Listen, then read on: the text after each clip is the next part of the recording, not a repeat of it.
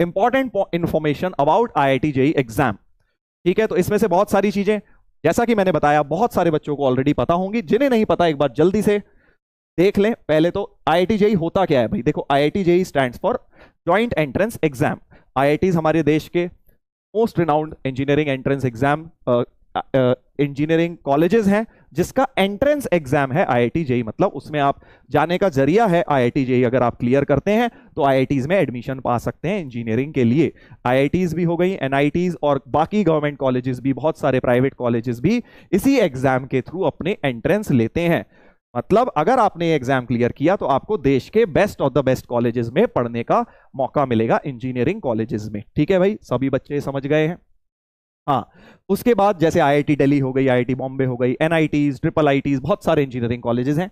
इसका सिलेबस क्या होता है? सिलेबस देखो भाई, 11th 12th की PCM होती है, थोड़ा सा हायर लेवल।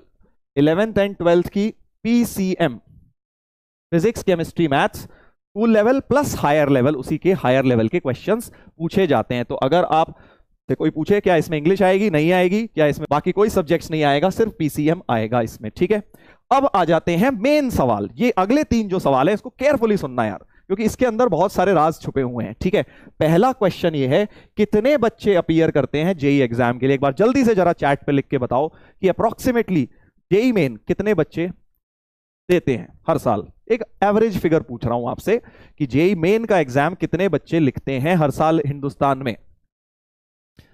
हाँ, चैट पे शुरू हो गए हैं आंसर। कुछ लोग कह रहे हैं सर 10 लाख, कुछ लोग कह रहे हैं 1 लाख। इतना भाई, इतना डिफरेंस। कुछ लोग कह रहे हैं 20 लाख, कुछ लोग कह रहे हैं 15 लाख, 7 करोड़। अरे भैया ये कौन है भैया 7 करोड़ वाला? 7 करोड़ मतलब तेरे हिसाब से 11वीं में 7 करोड़ बच्चे सिर्फ JEE का एग्जाम लिख लेते हैं? तो भैया क्या 100 करोड़ बच्चे हैं क्या 11वीं के? 140 करोड़ तो हमारी आबादी है भाई। तू क्या कैलकुलेशन लगा रहा है यार, कुछ तो सोच, कुछ तो सोच मेरे दोस्त। हाँ, तो बिल्कुल सही, काफी लोगों ने आंसर दिया है। लगभग 12 से 15 लाख के बीच की फिगर दे रहे हैं, जो कि एक बिल्कुल एक्यूरेट फिगर है कि 12 से 15 लाख बच्चे जो है JEE मेन का एग्जाम लिखते हैं। अब इसमें से सिलेक्शन कितनों का होता है जरा ये भी बता दो। JEE मेन और JEE एडवांस, या JEE एडवांस तक अगर पूछूं तो एडवांस तक मतलब एक्चुअली जो IITs के लिए एंट्रेंस एग्जाम है, 2 एग्जाम होते हैं, JEE main as well as JEE advance. 2 exam होते हैं। फर्स्ट पड़ाव है मेंस क्लियर करना है, सेकंड पड़ाव है एडवांस। तो अब एडवांस में लगभग कितने बच्चे सेलेक्ट होते हैं जल्दी बताइए। वेरी गुड, काफी लोगों ने बता दिया सर 10 से 15 हजार। अगर जनरल कैटेगरी की बात करें तो इतने 10 से 12-15 हजार मान के चल लेते हैं।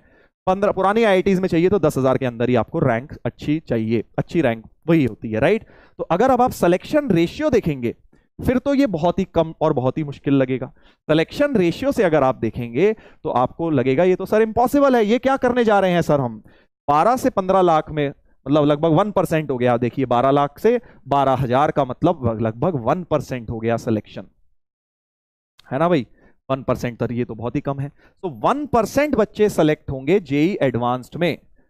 अब देखने में ये बहुत ज्यादा खतरनाक लग रहा होगा, लग रहा है कि नहीं लग रहा है? लग रहा है कि नहीं लग रहा है? अब इसमें एक मजेदार बात सुनो। एक्चुअली ये जो 12-15 लाख होते हैं इसमें से सीरियसली प्रिपेयर बहुत ही कम करते हैं। बहुत सारे बच्चे ऐसे होते हैं जो बस जोश में शुरू हुए और 4 दिन में बेटा होश खो बैठे, समझ आ गया हम नहीं कर पाएंगे, क्योंकि मेहनत तो उतनी करनी नहीं, एफर्ट तो उतना मारना नहीं, बस जोश जोश में सब कर रहे हैं तो चल मेरा पड़ोसी कर रहा है तो मैं भी कर लेता हूं। वो वाला सिचुएशन हो जाता है बहुत बच्चों के साथ। तो आप सबसे पहला ट्रैप तो वो है कि आप उसमें ना फंसें। जो सिलेक्शन वाले बच्चे हैं, ये कह लो कि जो ढंग से पढ़ाई करते हैं, वो लगभग 1.5 से 2 लाख बच्चे ही अच्छी तरह से पढ़ाई करते हैं प्रॉपर तरीके से। तो हमें पहला तो ये इंश्योर करना है कि यार हमें इनके अंदर आना है ना। ये सब तो बाद की बात है, पहले 10-12 लाख से भैया ये पहला तो बकेट ये है ना, इसके अंदर हमें पहुंचना है। अब ये कैसे पहुंचेंगे, यही मैं आज अब आपको समझाने वाला हूं अगले 15 मिनट में कि कैसे हमें पहले इसके अंदर, क्योंकि 11वीं का काम क्या है बेटा, 11वीं में तुझे इसमें नहीं जाना, क्योंकि ये तो 12th के बाद होगा एग्जाम। तुम्हें इसके अंदर रहना है 11वीं तक, किसी तरह से तुम्हें बस स्विमिंग करते रहना है ना, चलते रहना है, गाड़ी चलती रहनी चाहिए, ब्रेक नहीं लगना चाहिए। वो तभी होगी जब आप इस कैटेगरी के अंदर फॉल करेंगे। ठीक है, तो तब समझ लीजिए ये बात कि हमारा जो एम है 11वीं का वो ये है किसी तरह इसके अंदर ही रहना है। इसमें जितने अंदर रहें उतना अच्छा है, टॉप 10,000 में रहें और अच्छी बात है, बट हमें बेसिकली उन 8 लाख के अंदर नहीं जाना। तो सवाल ये है वो 8 लाख क्या गलतियां करते हैं जो हमें नहीं करनी, तो वही अब हम डिस्कस करेंगे, राइट। इसके अलावा तो कितने लोग देते हैं, कितने लोग क्लियर करते हैं, सारी बातें मैंने बता दी आपको।